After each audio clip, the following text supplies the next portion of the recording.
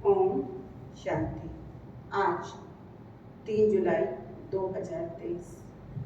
आज बाबा बच्चों को सर्विस पर अटेंशन देने की प्रेरणा दे रहा है।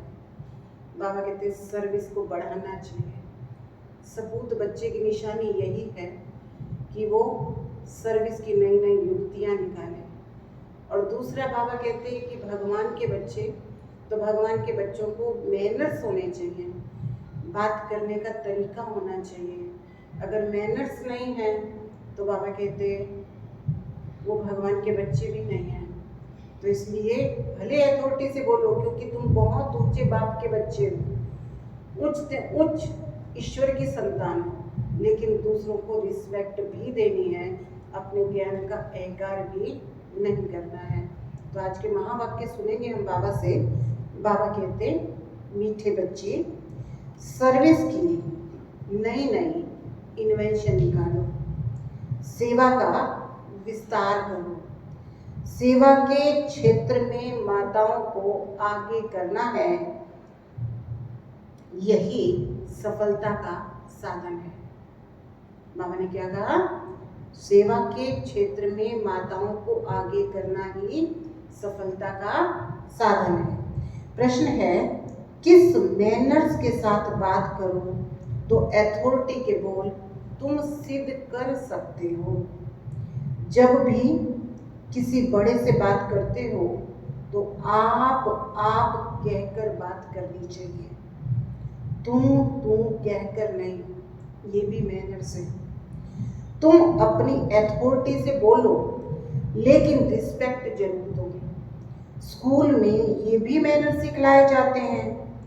कभी भी अहंकार से बात नहीं करनी चाहिए। ज्ञान के नशे में सदा हर्षित मुख रहो, हर्षित चेहरा बहुत सेवा करता है। गीत है, आज के इस इंसान को क्या हो गया भगवान, कितना बदल गया इंसान। ओम शांति। मीठे मीठे बच्चों को ये तो समझाया गया है कि बहुत पाप आत्माएं बन गई हैं। अच्छे बच्चे पुकारते हैं, पाप बहुत हो गया है। पाप से मनुष्य पतित बनते हैं।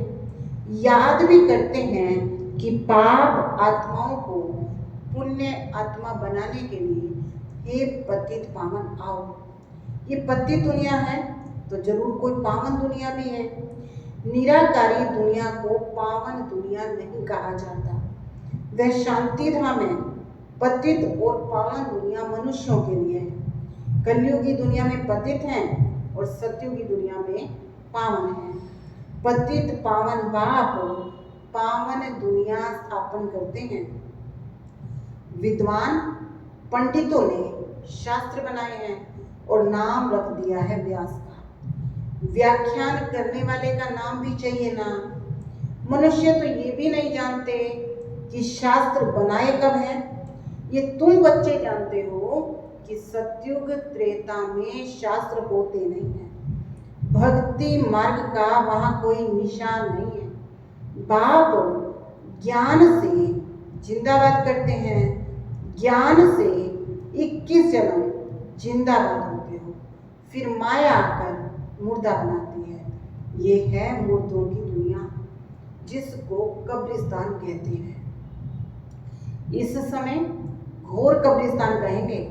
बुद्धि तो सबकी चलती होगी।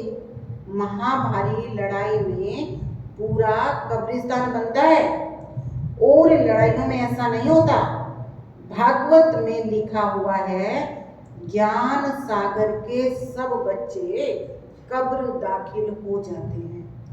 माया ने काम चिता पर बिठाकर सबको भस्मीभूत कर दिया है। सब कब्र दाखिल है। मुसलमानों की कुरान में भी है, कब्र दाखिल हो जाते हैं। जब क़यामत का समय होता है तो उन्हों को जगाने अल्लाह आता है। कब्रिस्तान को फिर परिस्तान बनाते हैं। बाबा ने बताया था, बिरला मंदिर में लिखा हुआ है कि दिल्ली को परिस्तान बनाया था, तो जरूर कब्रिस्तान को परिस्तान बनाया होगा। प्रलय तो नहीं होगी, मरते बहुत हैं। सतयुग में होते ही थोड़े मनुष्य हैं। एक आदि सनातन देवी देवता धर्म रहता है, वहां ऐसी हालत नहीं होगी जिसका ये गीत सुना। स्वर्ग में कोई किसी को दुख नहीं देता। यहाँ कितना दुख देते हैं, एक दो का खून भी कर देते हैं। बाबा के पास समाचार तो आते हैं ना, एक दूसरे की स्त्री पर फिदा हो जाते हैं तो अपनी स्त्री को खत्म कर देते हैं, जहर दे देते हैं। यह है पति दुनिया। इसलिए तो पुकारते हैं, हे पतित पावन आओ, परंतु अपने को पतित समझते नहीं हैं। कोई को कहो तुम पतित हो तो बिगड़ पड़ेंगे। अभी तुम जानते हो हम भी पतित थे, बाप पावन बना रहे हैं। अब फिर ये दुनिया को बताना है कि पति दुनिया को पावन बनाने वाला शिव बाबा है। जिसकी जयंती तुम मनाते हो वो आ गया है। असूल में कायदा था, कोई भी नई इन्वेंशन निकलती थी तो पहले राजा को बतलाते थे, वो हाथ में उठाते थे। अभी राजा तो है नहीं, ये इन्वेंशन सबको बतलानी है। आपस में मिलकर रिजोल्यूशन पास कर हजारों की सही लेकर गवर्नमेंट को सूचना देनी चाहिए। इन्वेंशन का फैलाव करने के लिए हाईएस्ट अथॉरिटी को बताया जाता है। बाबा कहते तुम सेवा की नई नई इन्वेंशन निकालो ना, तो बाबा कहते इन्वेंशन करके किसको बताया जाता है? हाईएस्ट अथॉरिटी को बताया जाता है, फिर वो प्रबंध करती है। तो तुमको भी तो ऐसा करना चाहिए, जिसका जन्मदिन आए उसके लिए समझाओ। क्या हो? जिसका जन्मदिन आए उसके लिए समझाओ। तो आज हमारी मीनू बहन का अलौकिक बर्थडे भी है, तो जिस दिन जिसका उत्सव हो उस दिन उस पर समझाओगी तो सब समझेंगे। बात तो बरोबर ठीक है। आज से 5000 वर्ष पहले बाप आया था। भारत जो ऊंचते ऊंच था, सोने की चिड़िया था, वह बिल्कुल कोड़ी तुल्य बन गया। उसको फिर परम पिता परमात्मा हीरे तुल्य बनाते हैं। ब्रह्मा द्वारा ज्ञान दे रहे हैं, तुम समझा सकते हो। वास्तव में हर एक मनुष्य ब्रह्मा कुमार कुमारी है, सरनेम यही है। ब्रह्मा से रचना होती है ब्राह्मण धर्म की, फिर देवता, क्षत्रिय, वैश्य, शूद्र, ये सारा सिजरा बन जाता है। तो तुम इन त्योहारों पर अच्छी रीति समझा सकते हो। दीपमाला आती है तो तुम जानते हो अभी तो घर घर अंधियारा है। ज्ञान सूर्य प्रगटा, अज्ञान अंधेर विनाश। बरोबर घोर अंधियारा है। कोई भी आत्मा अपने बाप को नहीं जानती। बाप को जानने से सबकी ज्योति जग जाती है, उसको क्षमा भी कहते हैं। तो ऐसे मुख्य पर्व पर तुम अच्छी रीति समझा सकते हो। तुम गवर्नमेंट को भी समझाओ। तुम्हें भी खास आगे बढ़ना है, माताओं को आगे करना है। इसमें पुरुषों को लज्जा नहीं आनी चाहिए। तो बाप समझाते हैं कैसे तुमको जगाना चाहिए। आपस में मिलकर हस्ताक्षर लेकर फिर समझाओ। तुम हर एक वास्तव में शिव के बच्चे हो। ऐसा नहीं कि सब शिव हैं, बाप एक है, वो है रचयिता, पतितों को पावन बनाने वाला। एक मेमोरेंडम भी बनना चाहिए। क्या बनाना है? मेमोरेंडम भी बनाना चाहिए। मुख्य जो बड़े हैं उनको बताना चाहिए। तुम तो मनुष्यों को जगाते हो। मनुष्य समझते हैं गंगा में स्नान करने से पावन बनते हैं, परंतु गंगा पतित पावनी नहीं है। पतित पावन एक निराकार है। ज्ञान की वर्षा करने वाला ज्ञान सागर वही है, बाकी तो है अंधश्रद्धा। अभी तुम बच्चों को अथॉरिटी मिली है। शास्त्रों में लिखा है कुमारियों द्वारा ज्ञानवान बनवाए हैं। अच्छे अच्छे बच्चे काम कर सकते हैं, भाषण कर सकते हैं, सेना में नंबरवार तो होते हैं ना। बातचीत करने की भी मेहनत चाहिए। अपने से बड़ों को आप कहा जाता है, परंतु अनपढ़े बच्चे आपके बदले तू तू करके बात करते हैं। पढ़ाई से भी बुद्धि में मैनर्स आते हैं। टीचर्स फिर भी अच्छे होते हैं जो पढ़ाकर मर्तबा पाने के लायक बनाते हैं। करेक्टर भी रजिस्टर में लिखते हैं। आजकल तो इतने करेक्टर किसी में है नहीं। दुनिया में गंद ही गंद है। गीत में सुना क्या हाल है? तुम बच्चे जानते हो अहो भारत हमारा कौन कहलावे। भारत स्वर्ग था। सन्यासी लोग तो कह देते हैं ये सब आपकी कल्पना है। उन लोगों को क्या पता स्वर्ग क्या होता है। हाँ, कोई निकलेंगे जो देखकर बड़े खुश होंगे। ये चित्र बड़ी अच्छी चीज है। पांडवों के बड़े बड़े बुत बनाते हैं। इतने बड़े कोई थे थोड़े। रावण का कितना बड़ा 100 फुट का लंबा बनाते हैं। दिन प्रतिदिन लंबा बनाते जाते हैं। रावण की आयु बड़ी हो गई है, 2500 वर्ष हो गए हैं। तो तुम दशहरे के दिन पर अच्छी तरह समझा सकते हो। ये रावण की राजधानी है। इसको डेविल वर्ल्ड कहा जाता है। अखबार में किसी ने डाला भी था। ये राक्षसी दुनिया है। अगर कोई बोले तुम आसुरी राज्य क्यों कहते हो तो बोल लो फलाने ने अखबार में रावण राज्य कहा है। बाप भी जब आए थे तो उन्होंने भी कहा था ये आसुरी दुनिया है। दैवी दुनिया तो सत्युग में होती है। ऐसे ऐसे मिलकर राय निकालनी चाहिए। एम ऑब्जेक्ट क्लियर है।